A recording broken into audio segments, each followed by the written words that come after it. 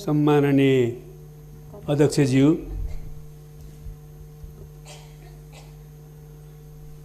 विश्वभर साम्राज्यवादको बिगबिगी भएको बेलामा सबैतिर उपनिवेशवादको बिगबिग भएको बेलामा हाम्रै महादेशमा पनि हाम्रा वरिपरिका सबैजसो मुलुकहरू साम्राज्यवादी शक्तिहरूको उपनिवेश भएको बेलामा पनि हाम्रा पूर्वजहरूले, हाम्रा पुर्खाहरूले हाम्रो देशलाई कहिल्यै कसैको प्रत्यक्ष उपनिवेश बन्न दिनु भएन र स्वाधीन र स्वतन्त्र देशको रूपमा नेपाललाई, यो मुलुकलाई खडा गर्नुभयो। त्यस्तो स्वतन्त्र र स्वाधीन देशको नागरिक हुन पाएकोमा आज पनि हामी गौरव गर्छौँ। हाम्रा पूर्वज र पुर्खाहरूले त्यसैले हामीलाई यो अभिभारा दिनुभयो कि राष्ट्रिय सार्वभौमिकता, भौगोलिक अखण्डता, स्वाधीनता, स्वाभिमान र राष्ट्रिय हितको रक्षा गर्नु, साथसाथै त्यसको निम्ति राष्ट्रिय एकतालाई सुदृढ गर्नु।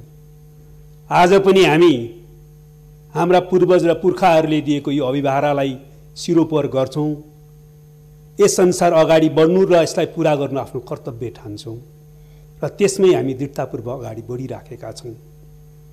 तर यो कर्तव्य पुरा गर्ने सिलसिलामा हामीलाई थाहा छ, हामी सचेत छौँ कि अझ पनि हाम्रो मुलुकको राष्ट्रिय सार्वभौमिकता, भौगोलिक अखण्डतामाथि अतिक्रमण गर्दै विदेशी शक्तिहरूद्वारा हाम्रो भूभाग कब्जा गरिएको छ, हाम्रो सीमामा अतिक्रमण गरिएको छ, हाम्रो भूभागमा विदेशी सैनिकहरू, सुरक्षा बलहरू बुट बजारिराखेका छन्।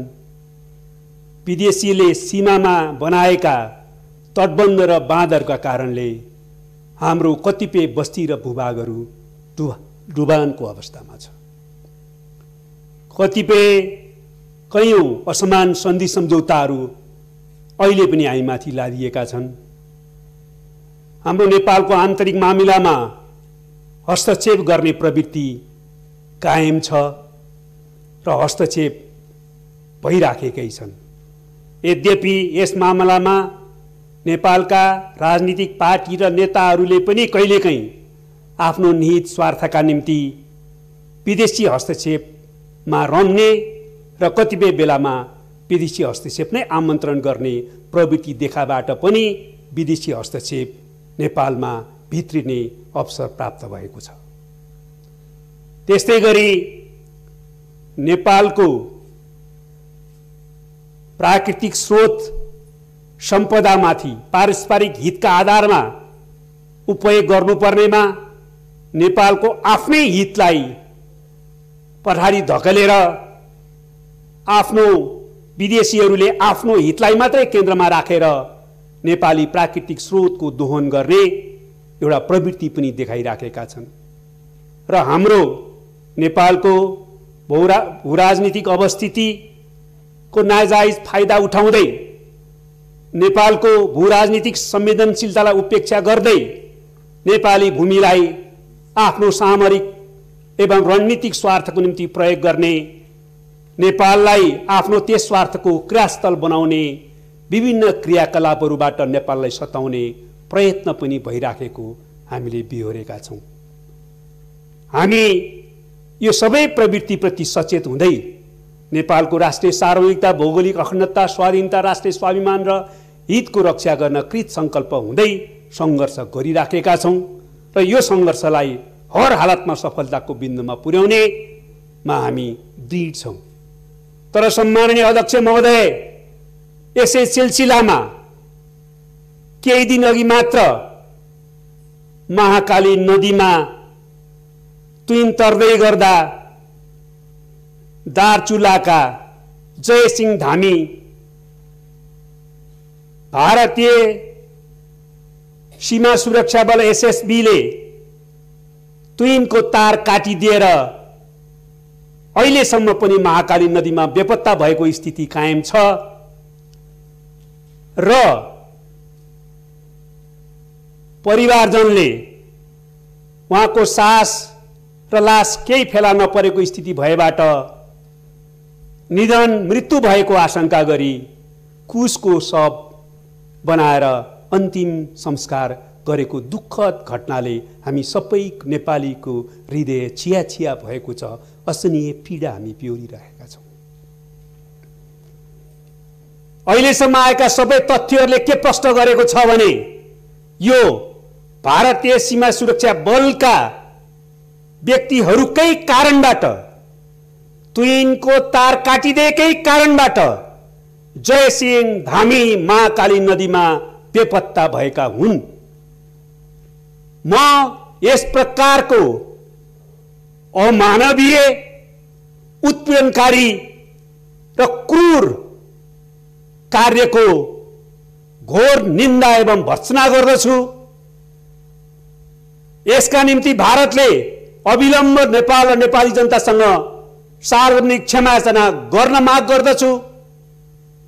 दोषी व्यक्तिहरूमाथि तत्काल कडा कारबाही गर्न माग गर्दछु र अबका दिनहरूमा यस प्रकारका हेपाहा उत्पीडनकारी व्यवहार अन्त्य गर्न नदोहोर्याउन पनि म जोरदार माग गर्न चाहन्छु। त्यसैगरी यस सन्दर्भमा नेपाल सरकारले छानबिन समिति बनाएर परिपक्व कूटनीतिद्वारा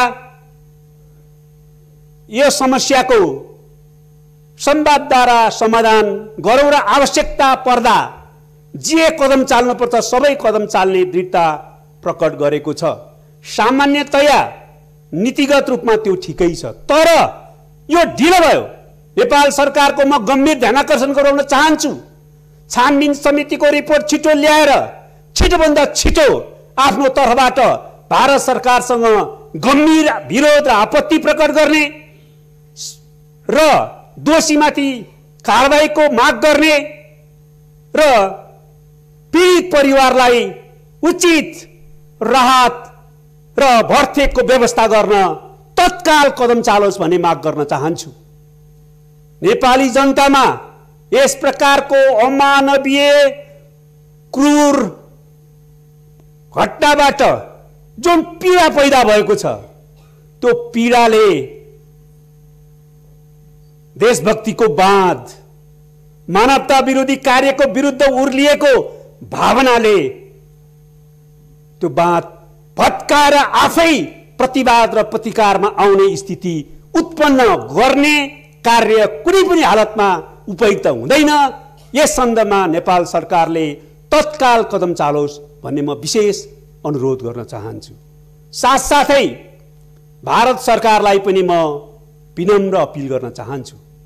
हामी भारतसँग असल मैत्रीपूर्ण सम्बन्ध कायम गर्न चाहन्छौँ। हामी नेपाल र भारत बीचमा भएका सबै समस्याहरू पारस्परिक वार्ता र संवादको माध्यमबाट कूटनीतिक ढङ्गबाट सकारात्मक समाधान गरौँ भन्ने पक्षमा छौँ। तर म भन्न चाहन्छु नेपाल कुनै पनि हालतमा हाम्रो राष्ट्रिय सार्वभौमता, भौगोलिक अखण्डता, स्वाधीनता, स्वाभिमान र हितमाथिको अतिक्रमण सहन गर्ने छैन।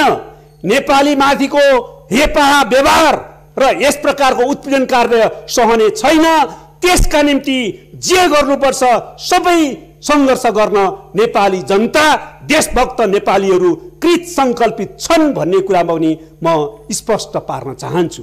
त्यसैले भारत सरकारले छिटोभन्दा छिटो यसबारेमा आफै पहल कदममा पनि क्षमायाचना गर्ने, दोषीमाथि कडा कारबाही गर्ने र अब आइन्दा यस प्रकारको गल्ती दोहोरिने छैन भनेर प्रतिबद्धता व्यक्त गर्ने काम गरोस् भन्ने म अनुरोध गर्न चाहन्छु। हो, अहिले नेपालमा आन्तरिक राजनीतिको कारणले पार्टीहरूको बीचमा केही मतभेद देखा परेका छन्, तर कोही भ्रममा नपरुन्। आवश्यकता पर्दा सारा नेपालका राजनीतिक पार्टीहरू, नेपालका सबै सामाजिक शक्तिहरू, सम्पूर्ण नेपाली जनताहरू राष्ट्रियताको पक्षमा एकढिको भएका छन्, अब पनि एकढिको हुन्छन्। त्यसैले गर्दाखेरि हामी नेपालमालाई हेप्ने नेपाललाई अतिक्रमित गर्ने, नेपाली प्रति दुर्व्यवहार गर्ने कुनै काम कसैले नगरोस् र सच्याओस् भनेर अनुरोध र अपिल गर्न चाहन्छु। सम्माननीय अध्यक्षज्यू, म अर्को नेपालको आन्तरिक राजनीतिक विषयमा थोरै कुरा अब प्रश्न पार्न चाहन्छु। नेपालको केही समय अगाडि देखेको तात्कालिक राजनीतिक सङ्कटले सकारात्मक विकास प्राप्त गरेको छ। यद्यपि जसरी सामन्ती निरङ्कुशतन्त्र राजतन्त्रलाई हामीले अन्त्य गर्दा हिज राजकाज गरिरहेका त्यो शक्ति र संस्थाहरू अहिले पनि त्यसलाई पुनर्स्थापित गर्न सकिन्छ कि भनेर लोकतन्त्रका विरुद्ध बर्बराहट गरिराखेका छन् र विभिन्न षड्यन्त्रका तानाबानाहरू बुनिराखेका छन्। त्यसै गरी हिजको असंवैधानिक अलोकतान्त्रिक कदम चाल्ने शक्तिहरू पनि आज यो अहिले फेरि संविधान र लोकतन्त्रलाई ट्र्याकमा ल्याउने, लिकमा ल्याउने र प्रतिगामी कदम असफल पार्ने काम भएपछि विभिन्न ढङ्गले त्यसका विरुद्ध जाइराखेका छन् भन्ने कुरा बुझ्न कुनै गाह्रो छैन। त्यो स्वाभाविक पनि हो केही दिनसम्म, केही हदसम्म। तर म भन्न चाहन्छु, यो देशका निम्ति, यो देशको जनताका निम्ति शहीदहरूलाई केन्द्रमा राखेर, पुर्खाहरूलाई केन्द्रमा राखेर आफ्नो जिम्मेवारी सोचौं र संविधान र लोकतन्त्रको रक्षाका पक्षमा र सामाजिक आर्थिक रूपान्तरणको पक्षमा आफ्ना गल्ती कमजोरीहरूप्रति सचेत हुँदै र त्यसप्रति हामीले आत्मसमीक्षा गर्दै अगाडि बढ्न पनि म सबैलाई अपिल गर्न चाहन्छु। अध्यक्ष महोदय, नेपाली जनताले प्रतिगमन विरोधी सङ्घर्षका क्रममा निर्देश गरेका थिए। आजको एउटै निकास हो, अहिलेको प्रतिगामी कदमलाई असफल पार, विघटित प्रतिनिधि सभालाई पुनर्स्थापित गर, संविधान अनुसार बन्न पर्ने सरकारलाई रोक लगाएको कारणले त्यो सरकार निर्माण गर्ने काममा सफलता प्राप्त गर र संविधान र लोकतन्त्रलाई प्रभावकारी ढङ्गले कार्यान्वयनको प्रक्रियामा अगाडि बढाऊ। यो काम सही दिशामा अगाडि बढेको छ, त्यस अर्थमा प्रतिगामी कदम परास्त भएको छ। यो निकासको एउटा पाटो हो। तर साथसाथै नेपाली जनताले भनेका थिए त्यति मात्रै भएर पुग्दैन। यदि यो देशलाई सही दिशातिर लैजाने हो भनेदेखि जनताले भनेका थिए, निर्देश दिएका थिए, असंवैधानिक, अलोकतान्त्रिक, निरङ्कुश, स्वेच्छाचारी, असहिष्णु, व्यक्तिवादी र भ्रष्ट प्रवृत्तिबाट आफूलाई पनि मुक्त गर, त्यसलाई दोहोरिन नदेऊ भनेका थिए। त्यसकारण त्यो प्रवृत्तिको भने अन्त भइसकेका छैन। सबै राजनीतिक पार्टी र नेताहरूले र विशेषतः यो गठबन्धन, प्रतिगमन विरोधी गठबन्धन र त्यस आधारमा सरकार चलाउने शक्तिहरूले र सरकारले यसबारेमा गम्भीरतापूर्वक सोच्नुपर्ने छ। त्यसको प्रवृत्तिको विरुद्ध सङ्घर्ष गरेको कारणले त्यो प्रवृत्तिमा आफूमा कुनै पनि हालत देखा पर्न नपाओस्, त्यो प्रवृत्तिबाट आफूलाई मुक्त राख्नुपर्छ। दोस्रो कुरा,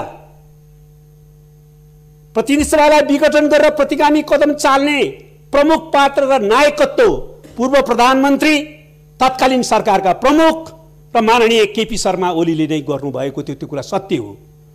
तर यो कुरा पनि हामीले आत्मसात गर्नु जरुरी छ। यो मुलुकको दुरावस्थाका निम्ति, यो मुलुकको यो बेहालका निम्ति त्यो प्रवृत्तिका बाहक उहाँ मात्रै जिम्मेवार हुनुहुन्थेन। सबै राजनीतिक पार्टीहरू, नेताहरू, योभन्दा अगाडि विभिन्न ढङ्गले सरकार चलाउने सरकारहरू पनि एक वा अर्को रूपमा, एउटा वा अर्को हदसम्म जिम्मेवार थिए। आज हामीले त्यो कुरा पनि गम्भीर आत्मसमीक्षा गर्नुपर्छ, निर्मम आत्मसमीक्षा गर्नुपर्छ र आफूलाई सच्याउन हामी तयार हुनुपर्छ। र त्यसैले नेपाली जनताले निर्देश दिएका हुन् र तेस्रो कुरा आजको निकास भनेको आफूलाई बदल्नुपर्छ। पार्टीहरूले, नेताहरूले र सरकारले आफूलाई बदलेर नयाँ ढङ्गले काम गर्ने तत्परता प्रश्न गर्नुपर्छ। अध्यक्ष महोदय, त्यसैले म अहिलेको सरकारलाई, विशेषतः प्रतिगमन विरोधी राजनीतिक पार्टीका नेताहरूलाई आफूलाई बदल्न र नेपाली जनताले अपेक्षा गरे अनुसार नयाँ ढङ्गले काम गर्न अपिल गर्न चाहन्छु र तत्कालको निम्ति खोपको व्यवस्था गर्न, बाढी पहिरो पीडितलाई आवश्यक राहत दिन, कोभिड पीडितहरूलाई तात्कालिक, मजदुर किसान गरिबहरूलाई तात्कालिक राहतको प्याकेज व्यवस्था गर्न, उद्योग व्यवसाय र अर्थतन्त्र जो शिथिल भएको छ त्यसलाई सही ठाउँमा सक्रिय गराउनका निम्ति राहतको प्याकेज ल्याउन, सुशासन र भ्रष्टाचारको प्रभावकारी नियन्त्रण गर्न र हामीले संविधान कानुन पद्धतिलाई हर रूपमा लागू गर्न आवश्यक छ।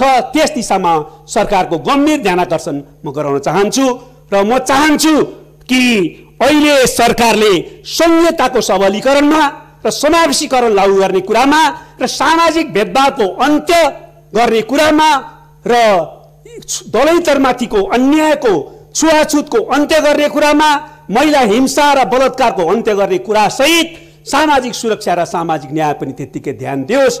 यसो भयो भने यो देशलाई सही दिशातिर लैजान सकिन्छ।